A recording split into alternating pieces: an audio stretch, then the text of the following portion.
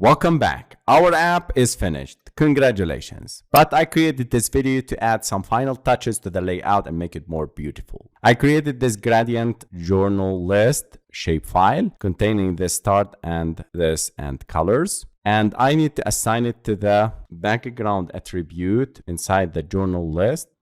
I'll select gradient journal list file. Then I need to change this fab floating action button colors. So I'll use an attribute of app src and app compat and this drawable ic underscore input underscore at. I remove this background and change this color hex to this color. It's more beautiful. Let's run our application. And here we go. This is our fab and the background is more beautiful.